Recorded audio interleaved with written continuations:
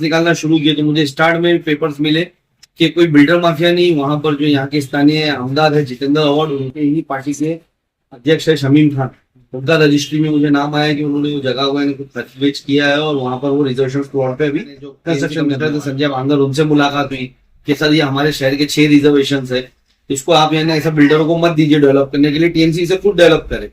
तो उन्होंने मुझसे कहा कि हमारे पास टीएमसी का फंड नहीं करके हमने इसको एआरएस की जगह पे जो 150 करोड़ आपने यहाँ पर लगाए, उसमें से अगर 50 करोड़ यहाँ लगा देते तो 6 के 6 रिजर्वेशन बन जाते। क्योंकि अगर प्लेइंग ग्राउंड बनाना है, गार्डन बनाना, उसको सिर्फ बाउंड्री वॉल्स लगती है। मुझे नहीं लगता कि वो 1 करोड़ की 2 करोड़ की से ज्यादा की लागत की बनती पूरी बाउंड्री वॉल। अगर वो बनाते एक कॉलेज की बिल्डिंग बनाने के लिए, एक स्कूल की बिल्डिंग बनाने के लिए, आपको नहीं, मेरे को लगता है कि 10 करोड़ से ज्यादा उनको फंड लगता होता। यूनिवर्सिटी 10-11 एकड़ का हमारे को यूनिवर्सिटी मिल जाता, कॉलेज मिल जाता, शहर का हर एक बच्चा फ्री पढ़ता। मुझे नहीं लगता कि बस डेपो बनाने के लिए भी आपको कुछ बनाना पड़ता, वही आपको वॉल ही बनानी होती, बाउंड्री वॉल, उसके अंदर बस डेपो रहता तो वो भी 2-4 करोड़ का ही काम था आपका। भाई सभी सही है। और आप देख रहे हैं नजर इंडिया न्यूज़। मुमरा शहर में रिजर्वेशन जमीन को लेकर के अलग अलग पार्टियां जो है अपना अपना श्रेय लेने की होड़ में लगी हुई है। वहीं पिछले कई सालों से कलवा एमआईएम के कलवा मुमरा अध्यक्ष सैफ पठान जो इन सब भ्रष्टाचार को खुलासा करने में अपनी मेहनत को बरकरार रखते हुए मुमरा वासियों के दिलों में छाए हुए हैं। और ऐसा ही खुलासा अभी कल के उनके लाइव में उन्होंने किया है कि उनके पास कुछ ऐसे दस्तावेज हाथ लगे हैं जिससे कि अगर सरकार उन दस्तावेजों के ऊपर कार्रवाई नहीं करती है तो इनका अगला मिशन जो है वो आंदोलन के रूप में उभर के सामने आएगा। फिलहाल हम बात करेंगे सैफ पठान से कि उन्होंने किस प्रकार से भ्रष्टाचार का खुलासा करने की बात कही है, आखिर क्या ऐसी वजह है जो आखिर क्या ऐसा आपके हाथ में लगा है जिसकी वजह से सरकारें। सैफ भाई, कल आपने लाइव के जरिए जो है मुमरा वासियों को कुछ कागजात बताए जिसमें आपने ये बताया कि जो मुमरा की रिजर्वेशन जमीनें हैं उसका कुछ भ्रष्टाचार आप खोलने वाले थे, कुछ दस्तावेज आपके हाथ में लगा, क्या कहना चाहेंगे? देखिए कि आपको पता होगा कि पिछले 1-1.5 साल से मैंने वहां पर जो हमारा रिजर्वेशन प्लॉट था, जहां पर टोटल 6 रिजर्वेशन थे, वहां पर कुछ लोगों ने पतला मार दिया था। तो मैंने उसका खुलासा किया था कि हमारा रिजर्वेशन प्लॉट है और यहाँ पर बिल्डर माफिया कब्जा कर रहा है, मैं इसके पेपर्स निकालूंगा और जल्द मैं कोर्ट जाऊंगा। तो जब मैंने उसके पेपर्स निकालना शुरू किए तो मुझे स्टार्ट में पेपर्स मिले कि कोई बिल्डर माफिया नहीं, वहां पर जो यहाँ के स्थानीय आमदार है जितेंद्र अवार्ड, उनके ही पार्टी के अध्यक्ष है शमीम खान, उनका रजिस्ट्री में मुझे नाम आया कि उन्होंने वो जगह हुआ कुछ खर्च बेच किया है और वहां पर वो रिजर्वेशन प्लॉट पे अभी कंस्ट्रक्शन करने वाले और उनके साथी में कुछ बिल्डर्स। फिर उसके बाद जब हमने पेपर्स निकालते गए तो करीबन यानी हम पेपर्स निकालते, फिर वो नए पेपर्स पुट अप करते, फिर हम पेपर्स निकालते, हम नए पेपर पुट अप करते। एक बार प्लान पास हुआ, मेरी जो उस टाइम पे यानी जो टीएमसी कमिश्नर थे संजय बांगर, उनसे मुलाकात हुई कि सर ये हमारे शहर के 6 रिजर्वेशन है, इसको आप यानी ऐसा बिल्डरों को मत दीजिए डेवलप करने के लिए, टीएमसी से खुद डेवलप करे। तो उन्होंने मुझसे कहा कि हमारे पास टीएमसी का फंड नहीं करके हमने इसको एआर स्कीम में दिया है। तो मैंने कहा सर टीएमसी के पास फजूल के फंड है, उसी को लग करके रोड बनाया जा रहा है जो शहर की सोच से नहीं बना। अगर शहर की सोच से आप रोड बना रहे होते तो आप शहर में ब्रिजेस लाते ट्रैफिक कंट्रोल करने के लिए। आपने वो रोड बनाया कि बिल्डरों को फायदा पहुंचे करके, उनके भाव बढ़ जाए, उनके कंस्ट्रक्शन होने से पहले आपने वो रोड को तैयार कर लिया। तो ये रोड की जगह पे जो 150 करोड़ आपने यहाँ पर लगाए, उसमें से अगर 50 करोड़ यहाँ लगा देते तो 6 के 6 रिजर्वेशन बन जाते। क्योंकि अगर प्लेइंग ग्राउंड बनाना है, गार्डन बनाना, उसको सिर्फ बाउंड्री वॉल्स लगती है। मुझे नहीं लगता कि वो 1 करोड़ की 2 करोड़ की से ज्यादा की लागत की बनती पूरी बाउंड्री वॉल। अगर वो बनाते एक कॉलेज की बिल्डिंग बनाने के लिए, एक स्कूल की बिल्डिंग बनाने के लिए, आपको नहीं, मेरे को लगता है कि 10 करोड़ से ज्यादा उनको फंड लगता होता। यूनिवर्सिटी 10-11 एकड़ का हमारे को यूनिवर्सिटी मिल जाता, कॉलेज मिल जाता, शहर का हर एक बच्चा फ्री पढ़ता। मुझे नहीं लगता कि बस डेपो बनाने के लिए भी आपको कुछ बनाना पड़ता, वही आपको वॉल ही बनानी होती, बाउंड्री वॉल, उसके अंदर बस डेपो रहता तो वो भी 2-4 करोड़ का ही काम था आपका। उसके बाद आपको यानी मार्केट, हॉकर जोन वगैरह ये सब यानी अगर आप 50 करोड़ लाते तो सब काम हो जाते।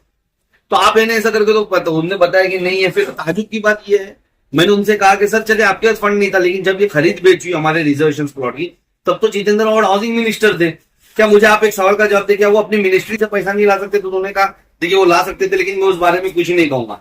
तो मुझे बहुत अफसोस हुआ कि एक विधायक जिसको 3 बार हमारे शहर में चुन के दिया, हमारे लोगों ने भरोसा करके वोट दिया कि हमारे बच्चों का मुस्तकबिल के लिए कुछ काम करेंगे एजुकेशन सिस्टम पे, हॉस्पिटल सिस्टम पे, लेकिन ये तो हाउसिंग मिनिस्टर रहते हुए ये अपने लोगों से खरीद बेच करवा रहे हमारे रिजर्वेशन की। यानी कितनी गलत बात है कि आप यानी फिर नाकार, आप फेल हो। अगर आप हाउसिंग मिनिस्टर रहते हुए हाउसिंग के अंदर आने वाली यानी जो रिजर्वेशन है उसके लिए पैसा नहीं ला सकते अपने ही शहर के लिए, तो मैं नहीं समझता कि इनसे बड़ा कोई नाकारा नेता होगा इस पूरे स्टेट के अंदर। सर भाई पिछले कई सालों में मतलब कुछ सालों से आप लगातार कब्रिस्तान के ऊपर भी मुद्दे उठाते आए हैं और कहीं ना कहीं उसमें भी आपको जो है इल्जाम खाने पड़े लोगों के कि सर पठान सिर्फ अपना श्रेय लेने के लिए और सिर्फ अपनी टीआरपी बढ़ाने के लिए ऐसा कर रहे हैं, जबकि इनका जो है एमआईएम पार्टी का मुमरा के अंदर कहीं भी दूर दूर तक कोई वजूद नहीं है। तो इन इल्जामातों के ऊपर आप क्या कहेंगे? देखिए, मुझे कोई फर्क नहीं पड़ता इल्जामात से। जब आप सच के रास्ते पे अच्छे रास्ते पे होगे तो बेशक आप पे बोतान लगेंगे, आप पे इल्जाम लगेंगे, साबित कुछ नहीं हो। हर बार मुझ पे इल्जाम लगाया जाता है लेकिन साबित कुछ नहीं होता। और रही बात जैसे कब्रिस्तान के मुद्दे को लेकर के, देखिए मैंने 2019 का एक वीडियो है मेरा, आप देख सकते हैं, जब मैं वहां पर यानी जो टीएमसी कमिश्नर संजीव जायसवाल उस वक्त के मौजूदा कमिश्नर थे और जितेंद्र अवार्ड, इन लोगों ने हमारे स्लाटर हाउस की जगह खाली, स्लाटर हाउस की जगह पे जबरदस्ती का कब्रिस्तान बनवाया। 11 एकड़ का स्लाटर हाउस था हमारे शहर की, उसकी जगह पर इन लोगों ने 4.5 एकड़ में जबरदस्ती का कब्रिस्तान बनाया। यानी 4.5 एकड़ 11 एकड़ में से हटाए तो अब 6.5 एकड़ वो हो गए, और जो 5 एकड़ का कब्रिस्तान पास होते हैं 16.5 एकड़ इन लोगों ने खा गए इसकी आड़ में हमारी।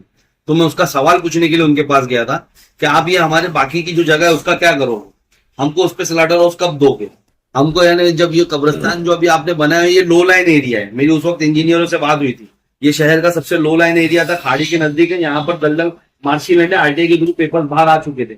मैं उनसे वही सवाल करने गया था कि अगर ये लो लाइन एरिया अंदर नीचे दलदल है और हम जो मरूमों को दफनाएंगे, और सिर्फ हमारा समाज नहीं, देखिए हिंदू बरदरान भी यानी जो उनके बच्चे होते हैं उनको दफनाते, और क्रिश्चियन भाई लोग भी हमारे उसमें दफनाते। अगर तीनों के लिए कब्रिस्तान वहां मिला है, क्रिश्चियन ग्रेवयार्ड, शमशान भूमि और कब्रिस्तान, तो जाहिर सी बात है तीनों समाज की तब्दील होगी वहां पर। तो दलदल में हम हमारे लोगों को कैसा दफनाएं? आज पूरा शहर उसके लिए परेशान है। आज वहां पर आए दिन वीडियो आती है, जरा सी बारिश होती है तो वीडियो आती है कि नाले गंदी पानी का बाहर आ गया। मुझे पर्सनली यानी किसी ने ऑडियो भेजा हुआ है कि भाई मेरी माँ वहां तब्दीन है और अल्लाह माफ करे मेरे वालिद वहां तब्दीन है, और यानी मैं जब जाता हूँ फातिहा पढ़ने तो अंदर से गंदी बास आती है गंदे पानी की। ये वीडियो भी मैंने वायरल की थी, ऑडियो को वीडियो बना के हमने वायरल की थी। तो ये वाकई अभी आ रहे सामने, तो कोई श्रेय लेने नहीं, मुझे तकलीफ थी, लेकिन आज जितेंद्र अवार्ड इस शहर के नहीं, मैं इस शहर का हूँ, मैं यहीं पैदा हुआ और मैं भी कहीं ना कहीं दफन होने वाला हूँ यहाँ पर। तो मैं चाहूंगा कि जहां मैं दफन होने वाला है मेरे शहर के लोग दफन होते हो जगह अच्छी हो, क्योंकि वो आखिरी मुकाम है हमारा। तो इसमें कोई उसकी बात नहीं। और आज सब पूरा शहर परेशान है। और अब तो नया खुलासा आया है, आपने देखा होगा, जब इनके यानी एक इंजीनियर सर्वे को आए थे, मुझे पता चला कि टीएमसी कमिश्नर आ रहे हैं यहाँ पर, मुझे कुछ लोगों का कॉल आया। मैं जब वहां पहुंचा तो वहां पर यानी वो कुछ बोले करके कुछ इंजीनियर थे, उनके एग्जीक्यूटिव इंजीनियर थे शहर विकास के, वो थे। मैंने उनसे बात की और मैंने वहां खुलासा किया। आपने वो वीडियो देखा होगा कि मैंने बोला उसमें कि सर मैंने आरटीआई के थ्रू जब पूछा तो मुझे बताया गया कि कब्रिस्तान को मान्यता ही नहीं है। ये कितना बड़ा खेल हुआ हमारे साथ, बड़े बड़े बैनर लगाकर, होल्डिंग लगाकर, लोगों के विरोध के बावजूद वहां कब्रिस्तान से देखा जाए तो अवैध कब्रिस्तान। तो अभी वही कब्रिस्तान को मान्यता दिलाने के लिए अगर मैं अभी, मुझे लेटर्स अभी मिले हैं, मेरे पत्र व्यवहार अभी हुए, और अगर मेरे लिए जरूरी कि वहां 6000 लोग तब्दील हो गए, देखो मैं उसका विरोध करता रहा हमेशा, क्यों कब्रिस्तान की जगह नहीं, स्लाटर हाउस की जगह। लेकिन आज अगर मेरे 6000 लोग वहां तब्दील हो चुके, वो मेरे अपने लोग हैं, मैं नहीं चाहूंगा कि वहां पर अभी कोई राजनीति हो। तो मैं उसकी मान्यता मांगने के लिए अगर बैठ रहा हूं, अगर इसको भी राजनीति बोला जाएगा तो मुझे नहीं लगता कि ये जायज है। क्या मेरा मान्यता मांगना गलत है? क्या मेरे शहर को अगर कल कब्रिस्तान को लेकर के भिवंडी जैसा कोई खेल हो गया, वहां गोलियां चल चुकी ऐसी सेम सिचुएशन पे, ये तो अपने यानी वोट बैंक बनाने के चक्कर में, अपने आप को क्लियर करने के चक्कर में आनंद फानंद में स्लाटर हाउस की जगह पे कब्रिस्तान चालू करा के दे दिए, झोल कर लिए। अब वो राजनीति है या जो मैं मान्यता मांग रहा हूँ वो राजनीति है? सर भाई जैसा आपने अभी कब्रिस्तान की बात करी, कुछ रिजर्वेशन के भ्रष्टाचार की का भी खुलासा किया। आने वाले वक्त में अगर इन सब चीजों पर सरकार का किसी तरह का कोई ध्यान नहीं जाता तो अगला कदम आप किस प्रकार उठाने वाले हैं? देखिए, सरकार का ध्यान क्यों नहीं जाएगा? सरकार का बेशक ध्यान जाएगा। अब मैं पेपर निकाल रहा हूँ, जब तक यहाँ संजीव जायसवाल मौजूद थे, कमिश्नर थे, उनके हाथ में पावर था, कोई आरटीआई का जवाब नहीं आता था। अब जवाब आने शुरू हो गए हम लोग के। उनको ऐसा लगने लगा कि अब वक्त ज्यादा हो गया तो लोग भूल चुके। लेकिन हमारे जैसे लोग, अभी मैं ही नहीं अकेला, और भी तो शहर में जो इसके पीछे पेपर्स निकाल रहे, तो डेफिनेटली हम इसके लिए खिलाफ यानी एक एक्शन लेंगे और हमारे शहर के कब्रिस्तान को मान्यता दिलाएंगे। हमारे शहर का रिजर्वेशन, मैंने जैसा कि कल की वीडियो में भी कहा, अब मैं जल्दी यानी मेरे एडवोकेट्स को इनको पढ़ने के लिए 1 से 2 महीने का टाइम चाहिए। वो पूरा पेपर्स रीड करेंगे, एक एक चीज रीड करेंगे, उसकी एक एक बारीकी निकालेंगे, कहाँ पर चोरी हो रही है। क्योंकि देखिए, जब मैंने पहली बार खुलासा किया था तो इन लोग बहुत एक्टिव होकर के यानी इसमें हेर फेर करना शुरू कर दिए थे। तो कहाँ पर हेरा फेरी है, कहाँ पर नहीं है, ये कोर्ट में जाने से पहले पूरा वो लोग रीड करेंगे।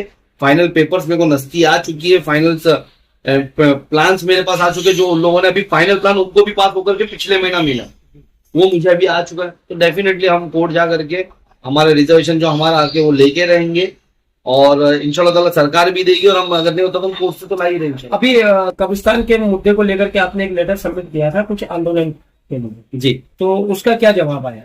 देखिए, मैंने कब्रिस्तान के मुद्दे को लेकर के पिछले महीने जुलाई 28 जुलाई को मैंने पहला लेटर दिया था कि जो कब्रिस्तान यहाँ पर बनाया गया बहुत बड़ा फेल हुआ है, आवाम को यहाँ पर बेवकूफ बनाया यहाँ के विधायक ने, और संजू जायसवाल जो टीएमसी कमिश्नर थे उन्होंने, और यहाँ के जो गोसावी इंजीनियर थे, इन लोगों ने, और जो भी अधिकारी इसमें मुलविस है, जो भी नेता इसमें मुलविस है, उन लोगों ने बेवकूफ बना, उन पर कायदे से कार्रवाई हो, हमारे कब्रिस्तान को मान्यता मिले।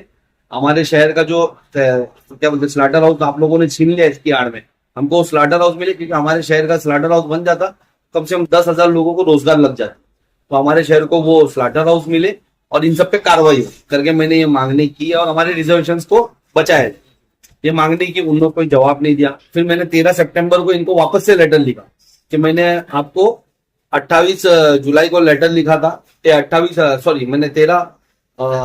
अगस्त को आपको लेटर लिखा था, आपने मुझे कोई जवाब नहीं दिया है। मैं इसके लिए फिर मैंने इनको 13 सितंबर को वापस से लेटर लिखा कि अब 15 दिन हो गए, आपका जवाब नहीं आया, मैं आपको और यानी हम लोग आपको और 15-20 दिन का टाइम देते हैं। अगर ये 30 तारीख तक आपने हमें जवाब नहीं दिया इसकी मान्यता को लेकर के, या इस पे कोई कार्रवाई नहीं हुई, तो जो MIM की टीम है, मैं मेरे पूरे कार्यकर्ताओं को लेकर के शहर के अंदर धरना प्रदर्शन करूंगा इसके खिलाफ, और वहां फिर आपको आकर के इसका जवाब देना होगा। जब तक जवाब नहीं मिलेगा हम नहीं उठेंगे।